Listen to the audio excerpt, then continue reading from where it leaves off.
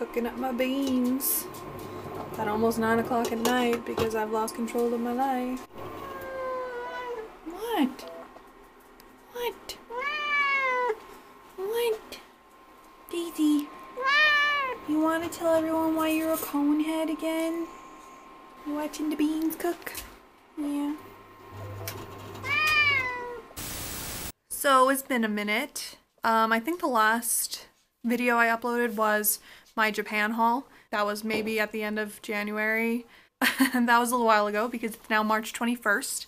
And I'm back in China, if you couldn't tell. I was back in the States for a little while. Not as long as the other break. But yeah, I didn't film anything while I was in the States. I just used the time to edit all the stuff from Japan, and I worked and I saw my friends. Everything is fine here. I had, you know, some people helping me watch the kids and my house and stuff. The first 2 weeks or so that I was gone, Daisy and Tiny Guy stayed in a kennel. If you watched the Japan haul, I actually talked about it. I paid like a little bit extra money to be able to have like 24/7 access to surveillance to watch them to make sure that nothing was, you know, terribly wrong with them. And then the last 2 weeks or so, maybe that I was, or actually maybe more than that, maybe 3 weeks or so that I was in the States, I had a couple friends that were helping. RIP my plants though. Most of my plants died while I was having other people take care of them. I feel really bad. It like pains me every time I come back and like more than half my plants are dead. I think I'm just not gonna buy real plants anymore while I'm here. It makes me happy to have them, but it makes me feel very sad to have to replace them or, you know, to know that they died. RIP my plants, but my kids are alive. As you saw, Daisy is a conehead because unfortunately her mange is back. I was certain actually that it was because of the kennel or, you know, whatever, but I was reading about it and like I took her to the vet last weekend. The mites that she has are the Demodex mites, which I will put here. They are not contagious. They are just like mites that live on all of us, actually. There's, you know, a bunch of different species of them. So we have them. Cats, dogs, whatever have them. You know, we just kind of like coexist until there's like a problem with suppressed immunity or something like that. And I read actually that a female that, for dogs, for females that have had mange as puppies or prior to like going into heat for the first time should absolutely be spayed because mites can kind of become a problem again, or the mange can become a problem again once they are in heat because it's a lot of stress on their body. And she went into heat for the first time while she was at the kennel. I am the biggest advocate of spaying and neutering your pets, so I think that if you have any way to do that, you need to do it. But I'm also convinced that in China, the procedure is not very safe at all. So my goal is to wait until I can go back to the States, unless it's absolutely necessary, because I did not like the experience I had with them neutering my cat. And for the females, it is a very big operation. Fix your damn pets. I can't do it just yet, so cut me some slack, all right? I don't know, whatever. That was rough. And then the week before, I had to take my cat to the vet, like emergency style, because he was like throwing up in the morning, which for people that own cats, you know, that's not really like a huge thing. But he like violently vomited for like several hours and he was like crying and he was very lethargic and like there was definitely something wrong. So I took him to the vet. They did x-rays, they did some blood tests and stuff. And basically the one that was the most concerning is a number that relates to like your pancreas and liver, I think. So they were really afraid that he had pancreatitis, which can be deadly actually. So I was really, you know, really afraid, but it kind of seems like it has leveled itself out. $1 million later, the tiny guy is, you know, running me through the ringer here. Daisy too, with her mange. I mean, joking aside, I'll spend whatever I have to on my kids. Like, I would spend the money on them to get them what they need before I would eat, like, honestly. But what was really not fun is that I just got paid today. Like I said, it's March 21st. I just got paid today for the first time in 3 months. Because our scholarship money just, you know, it just disappears. Suddenly, it's just, you know, there's financial things going on with the school and we can't get our money. I don't know what's going on there. That's like, this is something that if you guys have been following me for a while now, you'll know that this is something that I've always had a problem with at this school. I hadn't been paid since the beginning of December, so I was like running completely on savings because I've already been here for, I'm just gonna say a year. I've already been back for a month, so for the whole first month, I didn't have any money for like my normal stuff, but then like on top of that, I had like 2 emergency vet visits. So that was not fun. That's why I was like, fundraising last time for Daisy with her mange. So hey, I'll link that if you guys still want to donate. But as far as like school and stuff goes, everything seems pretty good. We're in the 3rd week of the semester so far. I can just say, like, I'll take you guys to my painting class with me tomorrow. But I can say that everything is like 100% night and day difference from what it was last semester, which is amazing. Like I'm actually having the experience that I wanted to have, that I really hoped for. My professor is this like precious older man who is so concerned about me being comfortable and whether I'm understanding what people are saying, and it's just so different in comparison to what my last semester was like. But yeah, so the first day he like walked me through the studio and he was like showing me all the different like work that his students are doing. And I gotta say that variations in the student work so incredible compared to last semester, where like most of the students that I were in my class were painting the way that they were painting because that's what my professor wanted to see. And I think that says a lot about him as a professor. So my professor now walked me through and he was like, yeah, anything that you want to paint, like however you paint, like is fine. We were working on this this painting for 2 weeks, the first 2 weeks, and I really it was an oil paint, of course, because I was told last semester that I couldn't use acrylics, which is what I use for myself all the time. He was trying to give me some pointers, and I just told him, I was like, to be honest, I'm still not entirely comfortable using oils, because last semester was really my first time ever using them. And he's like, last semester? He's like, but so what did you use before? Like, what did you use when you were in the States? I was like, I always used acrylic. And he's like, well, then why aren't you using acrylic now? I was like, last semester my professor told me I couldn't, so I just assumed that it would be the same. And he like, the look on his face, he like threw so much shade at my last professor. And he was like, listen, when I walked you around the first day, and I showed you all the stuff, I meant, you could use whatever you want. You could do whatever is most comfortable for you. And if you are not happy with oil, like you don't have to use that. You can use acrylic, you can use, whatever you want. Honestly, that has made such a difference because that was really like the last thing that was like really bringing me down this semester. Like the only thing. Like last semester it was my professor. It was like I didn't like the work that I was doing. I didn't like using the oil. I was just like not happy in general. Whereas this semester, I like my professor. I like my classmates. I like all the stuff that I'm, doing, but I'm just still not comfortable with oil.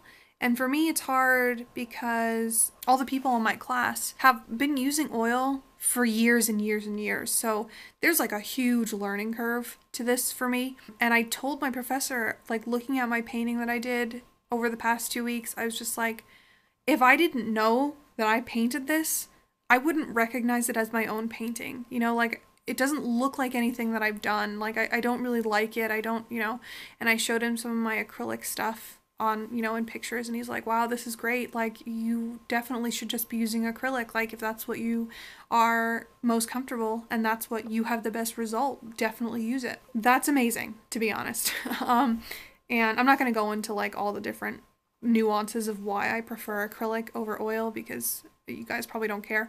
But essentially what it comes down to is drying time and stuff like that. So acrylic dries very quickly and you can finish a painting in like one sitting if you're, diligent about it, whereas oil might take like 2 weeks to completely dry. So if you're layering colors and you don't really know how to do it, which I really don't know how to layer oil properly, I just don't have the experience. A lot of times you're like lifting up the layers underneath and it's just getting muddy and gray and it doesn't look the same. It doesn't have the same feeling as an acrylic painting does for me. And my professor, he keeps asking me, every time he talks to me, he's like, do you understand what I'm saying? Like, do you know what I mean? And because the first day, when he asked me the first time, I told him, I was just like, as long as you speak slowly and use relatively simple language, I should be able to understand. And if I don't understand, I'll ask. And then when he like introduced me to the class, he's like, okay, this is Callie, you know, and he's like, just make sure that when you talk to her that you speak slowly and speak simply so that she can understand. And I thought that was so nice. And like my classmates too, like if we're all in a group discussion and a couple of them start going off into like a dialect, someone will be like, wait, no, only use standard Mandarin and, you know, talk slowly so Callie can try and understand. And I just think that is so nice. Like they're very considerate. And you know, my professor has asked me after these first 2 weeks, like, if I'm happy, and he's like, are the students being nice to you? And I'm like, yeah, of course, like, everything's great, you know, so that's really good. So Monday and Tuesday, the students have English class, which obviously I don't go to. Wednesday morning, they have a socialism class, the same thing that they told me that I didn't have to take last semester, so I don't take that. So I have Monday and Tuesday off completely, and then Wednesday morning I have off. And then Wednesday afternoon I have this, what I'm going to loosely call an art history class, because that's what it is on my schedule. I don't really know how it's an art history class, so the first week we didn't go to class because they didn't have a room for us or something. I don't know. And then the second week, still up to like an hour before the class, we didn't have a room. And then they gave us a room, and then it turned out not to be that one. And when I finally got the room, like as the class was starting, it was my old painting room. And then I go in, because you guys have seen my old studio, like there's no desks or anything, like there's no projector, there's no blackboard, there's nothing. So I thought that was really strange. So I go and I sit down on a stool, and my professor is this older guy that does not speak any standard Mandarin. He talks without really moving his lips, and he kind of keeps his teeth clenched like this, and he talks really low. So it's really difficult. I don't understand a word that he's saying, to be honest. And so he was like asking me questions, and this is like an open forum, like discussion type class apparently. And I was like, I just told him, I was like, I can't answer. I don't know what you're saying. In walks my old professor from last semester, like my painting professor. And he's like, oh, sorry, I'm late. Like I made it. And I was like, what is this? Like what? I don't understand what the format of this class is. Like there's two professors, there's no desks. Like I'm like, what are we doing? My friend comes up to me, and in English, I don't know if he was saying it in English just to like practice his English, or if he didn't want the teachers to understand.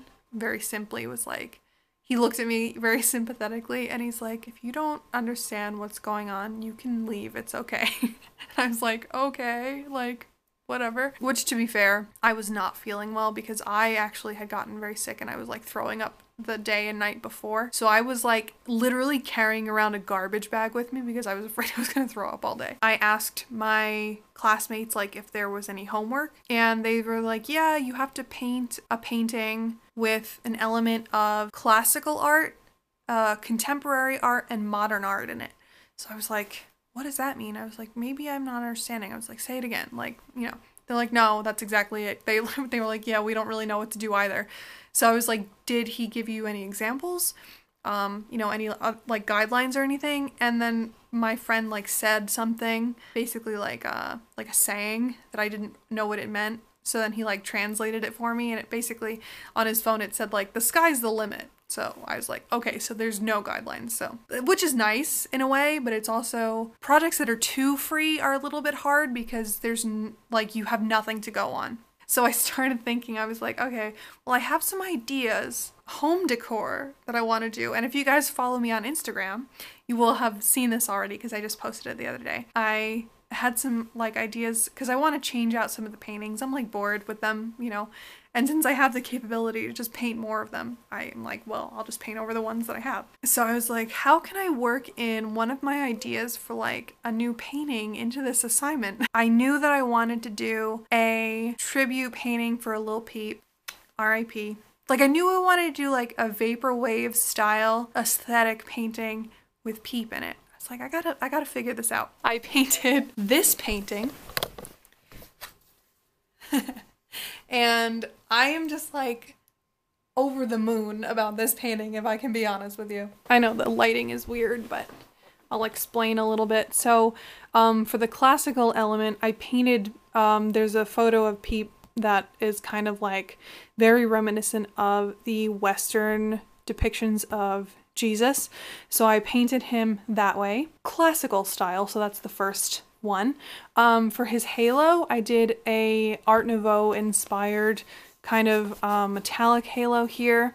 So that's my modern element. So that's number 2. And then for the background, which is like, I am so in love with, for honestly, I don't even know why, but I did this like Microsoft Paint vaporwave aesthetic inspired background. So that's I'm like I said on my Instagram, I was like, I'm gonna insist until I'm blue in the face that this is like a current like contemporary art movement, because that's what I wanted for my painting. So I found a way to make that all work together. So I'm gonna hang this up, and everyone like really liked it. So that was cool.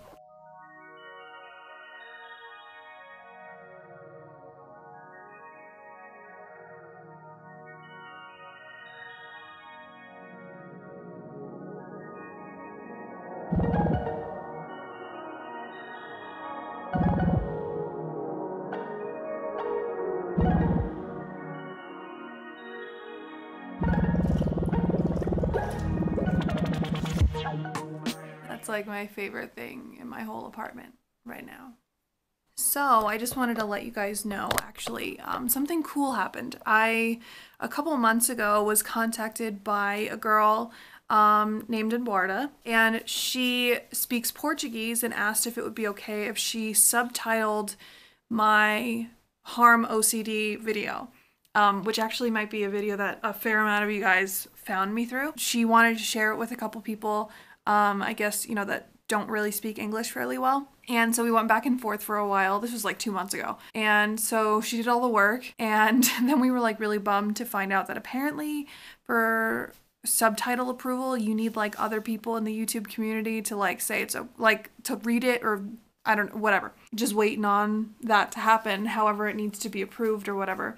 And then she sent me an email today, and she's like, hey, like I just realized that I could just send you the like file for the captions and you could see if you can upload it onto your video. And I was like, okay, I'll try it. Because I've never done that before, so I didn't even know if it was like possible, to be honest. Yeah, so I just did it now, and I think it's super duper cool that now people that speak Portuguese can watch this video. How cool. Because I know that that video has helped a lot of people, and myself included. I mean, you know, when I made it, it was partially because like I wanted people who were going through what I was going through.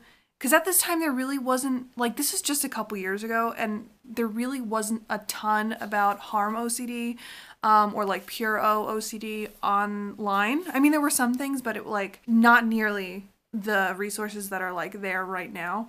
I've really watched it grow just in these past couple years. Yeah, I mean, I made it, you know, to help other people, but I also like selfishly made it because I wanted to feel validated and for someone to be like, yeah, you know, like this is a thing that happens to people. You're not crazy, you know? It's helped me a lot, and it's helped other people. And to know that like we can, with a little bit of, well, not me, whoever is doing it with a little, you know, elbow grease and a lot of work there, can add subtitles so that like a whole different set of people can possibly benefit from it. Like that's super cool. And you know, if any of you guys speak another language and there's a video of mine that you find you want to share with somebody, you know, if it's like an anxiety video or whatever, and you want to subtitle it in another language, just let me know. I mean, that would be like a really cool thing, I think. Ah! 哦，他力气真大。啊！